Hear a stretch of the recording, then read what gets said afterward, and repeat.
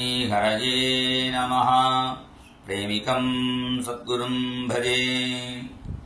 முதல் ஸ்கந்தம் 12வது அத்தியாயத்துல பரீட்சித்தினுடைய அவதாரம், அவனுடைய பெருமையை சொல்றார்.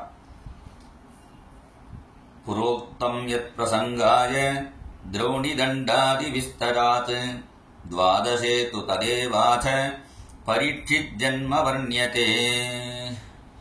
சௌனகர் கேள்வி கேட்கிறார். அந்த பரீட்சித்து எப்படி பகவானால் காப்பாற்றப்பட்டான், மறுபடியும் அவன் போய் திருப்பி எப்படி வந்தான்னு கேட்கிறான். நிதனஞ்ச யதேவாசி சப்ரேத்திய கதவான் யசா. பிரம்மாஸ்திரம் போட்டாலும் அந்த பிரம்மாஸ்திரத்தினுடைய பெருமையினால ஒரு கறிக்கட்டையா தான் பிறந்தான், ஜீவனே இல்லை. அப்ப அசரீர வாக்கு சொன்னது, ஒரு பிரம்மச்சாரி தொட்டா அந்த குழந்தைக்கு உயிர் வரும். அவதான் வருத்தப்பட்டா. ஒரு பிரம்மச்சாரி ஆத்துல இருந்தார் பீஷ்மர், அவரும் போயிட்டார், யாரும் இல்லையேன்னு கவலைப்பட்டா. அப்போ ஒன்று ரெண்டு பிரம்மச்சாரி இருந்தா, அவெல்லாம் தொடல. ஒருவேளை நம்ம தொட்டு அந்த குழந்தை எழுந்திருக்கலன்னா நம்ம பிரம்மச்சாரியா இல்லையான்னு தெரிஞ்சிருமேனு யாரும் வரல. அப்ப கிருஷ்ணன் கிட்ட சொன்னா, கிருஷ்ணன் தன் காலால தொட்டானான். தொட்ட உடனே அந்த குழந்தைக்கு ஜீவன் வந்துட்டு. பாகவதெல்லாம் சொல்வா, திரௌண்யஸ்திரவன்னி பரிதக்த பரீட்சிதங்க சஞ்சீவனௌஷதி லதா நவ பல்லவாங்கே என்று பகவான் தன் சரணத்தினால தொட்டு ஜீவனை கொடுத்தான். அதுக்கு எதுக்குறான்னா, எஸ்ய ஞானம் அதாத் சுகா. பாகவதம் பல பேர்கிட்ட கேட்கலாம், அது சுகர்கிட்ட கேட்கறது பாக்கியம். எங்க குருநாதர்கிட்ட கேட்கற மாதிரி அனுபவம் உள்ளவாழ்கிட்ட கேட்கும்போது அது விசேஷம். அந்த பரீட்சித்துக்கு இப்ப பேரன் பிறந்ததுக்கு என்ன காரணம்னா, அவ தாத்தாவே அவருடைய பக்தரா இருந்தார், தர்மபுத்திரன்னு. தர்மபுத்தருடைய பெருமையை இங்க 3 ஸ்லோகத்துல சொல்றார். அபீபல தர்மராஜா பித்ருவத் ரஞ்சயன் பிரஜாஹா. அவருக்கு எல்லா சௌக்கியமும் இருந்தாலும் அவர் இல்ல, அதுல நாட்டம் இல்லை. கிருஷ்ண பக்தரா இருந்தார் தர்மபுத்திரர் என்று சொல்றார். பகவான் அந்த உத்தராதேவி கர்ப்பத்துல எப்படி இருக்கான்னு வர்ணிக்கிறார்.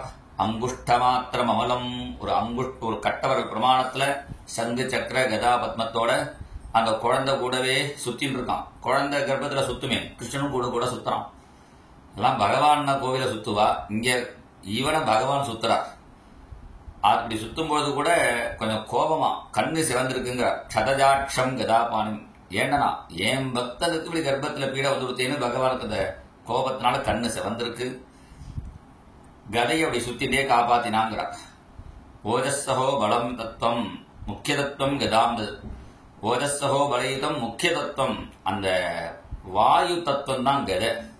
ஜீவன் குழந்தை வயத்துல இருக்கும்போது அதுக்கு ரொம்ப ஆரோக்கியம் வேணுமேன்னு அந்த கதையை பகவான் சுத்திட்டு காப்பாத்துறான்னு வர்ணிக்கிறார். ஆனா பரீட்சித்து சொல்லும் பொழுது ததரச சக்கரத்தினால என்ன காப்பாத்தினான் அப்படின்னு இங்க வர்ணிக்கிறான். ஜுகோப குட்சிங்கத ஆத்த சக்கரஹான்னு.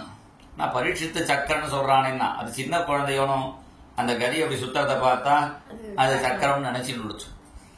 அப்படி அந்த பகவான் குழந்தைய காப்பாத்தினான்.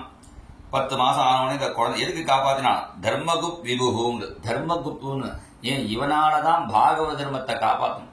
ஏன்னா இவன் தான் கலியை நிகிரகம் பண்ணி காப்பாற்ற போறான்.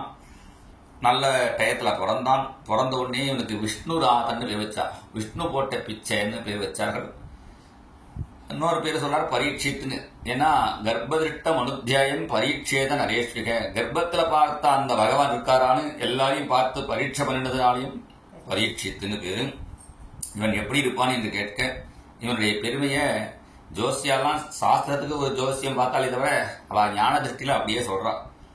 இக்ஷ்வாகுரிவ மாணவா, இக்ஷ்வாகு மாதிரி இருப்பான். இக்ஷ்வாகுவே பரமபக்தன். மேகே கிருஷ்ணே, மேகத்தை பார்த்தாலும் ஒரு மயிலை பார்த்தாலும் அவன் பகவானே நினைச்சிப்பானான் அந்த இக்ஷ்வாகு. அது மாதிரி இருப்பான்.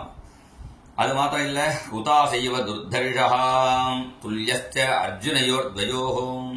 2 அர்ஜுனன் மாதிரி இருப்பான் பராக்கிரமத்துல. 2 அர்ஜுனன், ஒன்னு கார்த்தவீரிய அர்ஜுனன், இவ தாத்தா அர்ஜுனன். பிரம்மண்யா சத்யசந்தஸ்ச ராமோ தாசரசரி யசா. பிராமண பக்தனாகவும் சத்யசந்தனாகவும் ராமர் மாதிரி இருப்பான் இந்த பரீட்சித்து. அது மாதிரி எல்லாருக்கும் அள்ளி கொடுப்பான், சிவி சக்கரவர்த்தி மாதிரி.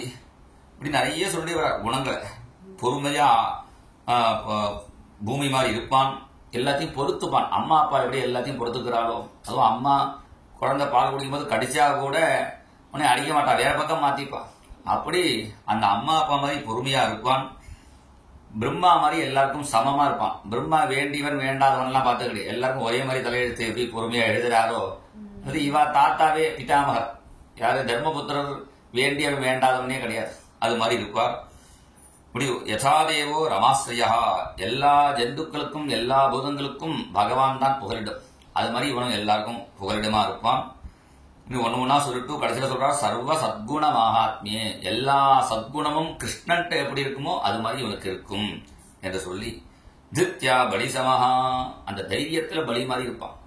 ஏன் தைரியத்துல பலி வரணும்னா அந்த தைரியம் வரணும்னா பகவானுடைய பாதத்துல இருந்தாதான் தைரியம் வரும். அந்த பகவத் பாதத்துல இவன் இருக்கிறதுனால பகவத் பாதாம்புஜத்தை ஆசிரியிச்சு தான் பரீட்சித்து அதனால அவனுக்கு எதிரையும் பயம் இல்லைங்கிறார். அதனால திருத்யா பலி சம கிருஷ்ணே தொத்பாதாப்ஜம் பிராப்பிய எதிர்ச்சியாத்திய ஸ்வஸ்தேதே என்று இவனுடைய குணங்களை பல விதத்தை சொல்லி கடைசியில தட்சகனால ஒரு மரணம் ஏற்படும் தெரிஞ்சிருந்து சுகர் கிட்ட பாகவதத்தை கேட்டு பகவான் அடைவான் என்று சொன்னார். உடனே அவெல்லாம் மரியாதை பண்ணின பிறகு அவருக்கு யுத்தத்துல நிறைய பேரை வதம் பண்ணிட்டோமே யாகம் பண்ணினா தேவையில்லைன்னு ஆசைப்படுறார் தர்மபுத்தர். அஸ்வமேத யாகம் கையில பைசா இல்லை. அப்ப முன்னாடி மருத்தனூர் ராஜா யாகம் பண்ணி எல்லா பிராமணருக்கும் சுவர்ண தானத்தை அள்ளி கொடுத்தானாம். அவ சுவர்ண பாத்திரம்லாம் நிறைய கொடுத்தா அதெல்லாம் அவ யூஸ் பண்ணாம அங்கேயே போட்டுட்டு போயிட்டா. அந்த காலத்து பிராமணா வேண்டாம் அப்படியே போட்டுட்டு போயிட்டா. அது அப்படியே கிருஷ்ணன் சொல்லி பீமன் அதை கொண்டு வந்து மறுபடியும் யாகங்கள் பண்ணி தர்மபுத்திரர் க்ஷேமத்தை அடைஞ்சார்னு இந்த 12வது அத்தியாயத்துடைய சாரம். ஸ்ரீ ஹரயே நமஹ. ஜெய் போல் சத்குரு மகாராஜ் கி ஜெய்.